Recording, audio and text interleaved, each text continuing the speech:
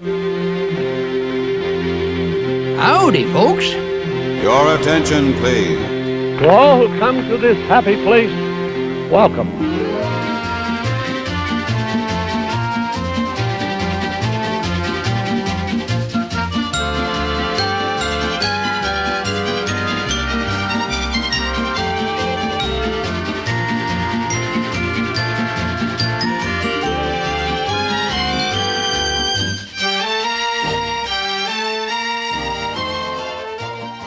Hello, and welcome to Discoveryland. My name is Victoria, and I will be your guide on this adventure through yesterday, tomorrow, and fantasy. Main Street, Main Street, meet me tonight on Main Street. A gazebo, a swing dance venue, a royal theater.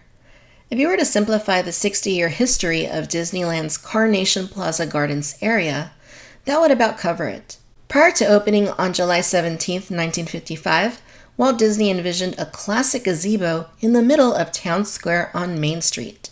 It would serve as a bandstand for the Disneyland band to perform on. However, after it was installed, Walt realized that it ruined the line of sight from Town Square to Sleeping Beauty Castle on the other end.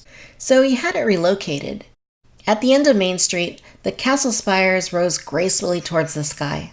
The quaint but very ornate and enchanting castle served as the centerpiece of Disneyland, inviting guests across the bridge over its moat and into the wonders of Fantasyland. To the castle's left was a section of empty space. This would serve as the home for the bandstand, restoring the line of sight to the castle.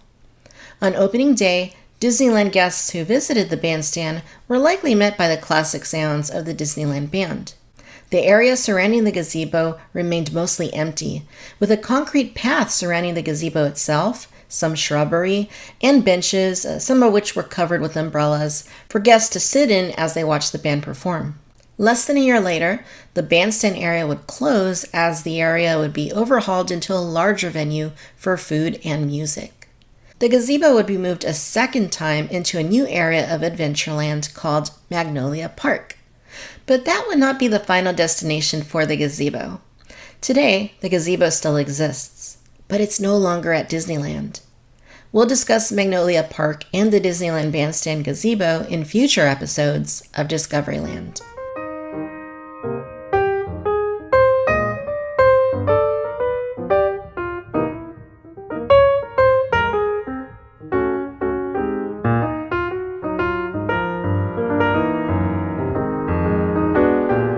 On August 18th of 1956, Carnation Plaza Gardens opened to the public. Upon its debut, the gardens featured a counter-service food location and plentiful covered seating. As the name implies, the area was sponsored by Carnation, serving ice cream to the masses. But you could have more than just ice cream at Plaza Gardens. You could get a hamburger or a hot dog, and then enjoy it below one of the canopying umbrellas that provided shade from the Southern California sun. But the most defining feature at Plaza Gardens, a large music pavilion, would not be installed until the following year. To coincide with one of the biggest promotions in Disneyland history, Date Night at Disneyland, the pavilion was added to handle the masses of young adults who would descend upon Disneyland to enjoy Date Night. The pavilion featured a large white and red striped canopy. Below it, a green and white terrazzo floor was installed, perfect for dancing. And at the back of the pavilion was a stage. As this area was technically considered part of Main Street, U.S.A., elements of the turn-of-the-century theming would be carried throughout Plaza Gardens. Intricate wrought iron, popcorn lighting, and a red and white color scheme would inhabit the area. To access Plaza Gardens, two bridges extended into the gardens. The main bridge, situated near the hub between Sleeping Beauty Castle and the entrance to Frontierland, featured an ornate, illuminated sign bearing the name Carnation Plaza Gardens. The posts on either side of the sign featured lit-up boxes with small signs within detailing who would be performing on the stage that evening. The second, smaller bridge was situated more closely to the castle. Plaza Gardens could also be accessed using a path that wound its way behind the pond at the entrance to Frontierland. By day, Carnation Plaza Gardens was used mostly by hungry guests and those taking pause from the magical wonders of the park. Sometimes the stage would be used for school performances and recitals. But by night, Plaza Gardens became one of the biggest party spots in all of Disneyland. Let's dance at Disneyland. Date nights or late nights at Disneyland. In its early years, Disneyland was actually not very profitable. In fact, it often operated at a loss.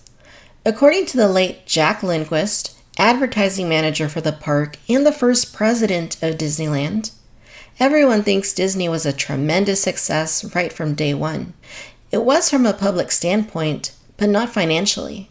For the first 2.5 years, we operated 34 weeks of the year in the red and 18 weeks in the black. Not a good business plan." End quote.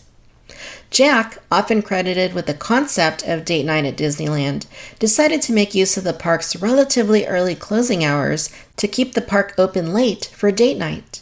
Advertisements that circulated at the time depicted couples having various adventures at Disneyland under a moonlit sky. It would not be long before date night became an overwhelming success, bringing in, according to the Los Angeles Times in 1957, 8,000 young people on Fridays and Saturdays. Various venues within Disneyland featured live music to keep the party going no matter where you were in the park. Carnation Plaza Gardens, being perhaps the largest venue, was likely often the most crowded. It was during those years that the tradition of swing dancing at Disneyland began. The Elliott brothers and the Disneyland Date Nighters became a regular staple of date night, churning out jazz on a regular basis. In fact, Plaza Gardens attracted some pretty big names during its heyday. Duke Ellington, Count Basie, Benny Goodman, Buddy Rich and his band, the Glenn Miller Orchestra.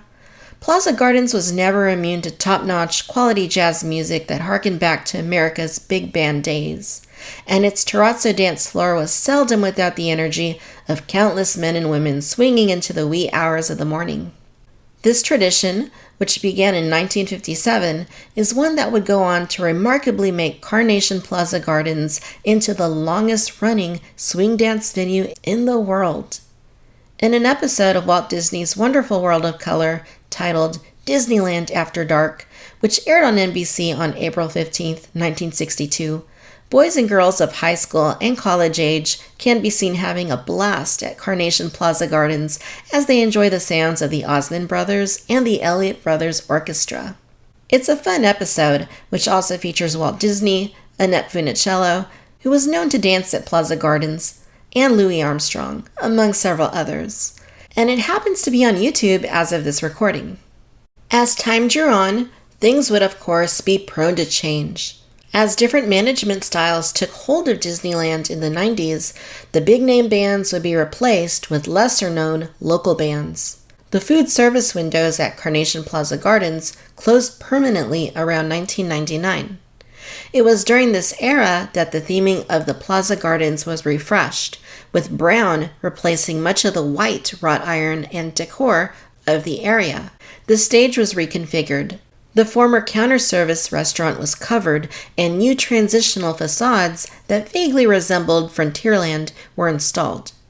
Additionally, a new entrance between Plaza Gardens and Frontierland was created to the right of the pavilion. At the other end was the Rancho del Zocalo Restaurante, which opened in 2001. Despite the closure of the food location, the sign at the main entrance to Plaza Gardens still proudly bore the Carnation name, as it would until 2012.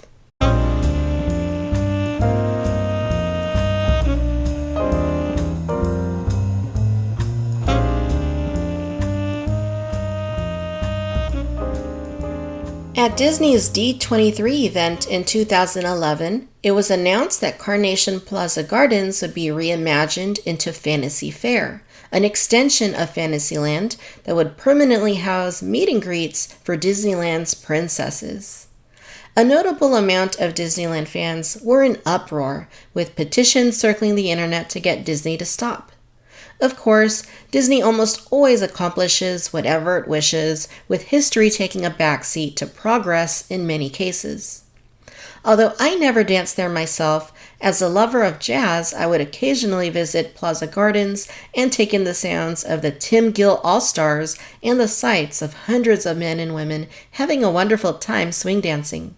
On its last day of operation, Monday, April 30th, 2012, I visited Disneyland to bid goodbye to Plaza Gardens. After picking up one of my favorite meals in the park, a serving of marzanara with meatball, which is basically spaghetti and meatballs, from Red Rocket's Pizza Port in Tomorrowland, I walked over to the gardens. I took a seat beneath the red and white striped canopy. It was dark out, and I sat there alone. The park would be closing within the hour. To this day, I feel confident that I was the last Disneyland guest of the old Carnation Plaza Gardens. But not all would be lost. When it opened in 2013, Fantasy Fair received rave reviews from Disneyland guests and longtime fans. Thematically, the area was tied together very well.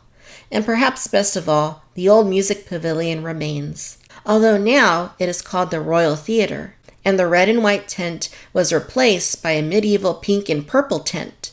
The stage was remade once again, and around the Royal Theater, the same wrought iron light posts remain. Although the light fixtures they now contain are very different.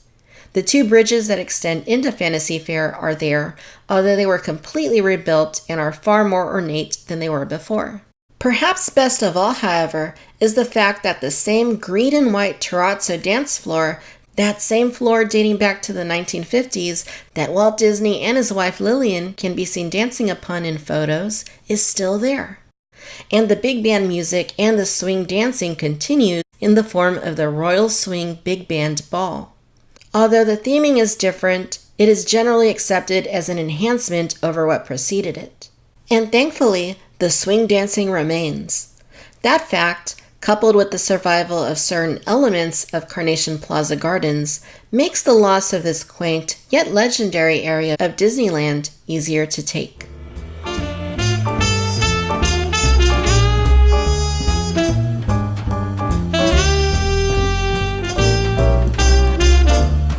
So next time you are at Fantasy Fair, step below the canopy and onto the terrazzo dance floor.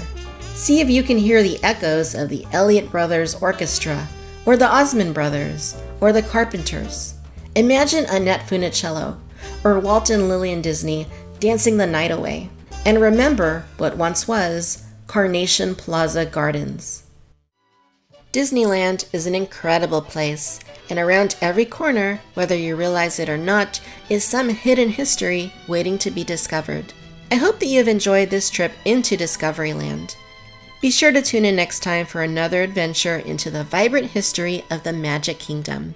Please follow us on Facebook and Instagram at Discoveryland Show and on Twitter at Discoveryland VC. Until next time, bye-bye. Ladies and gentlemen, Disneyland has now ended its normal operating day. We hope you've enjoyed your visit to the Magic Kingdom and that you'll be back with us again soon.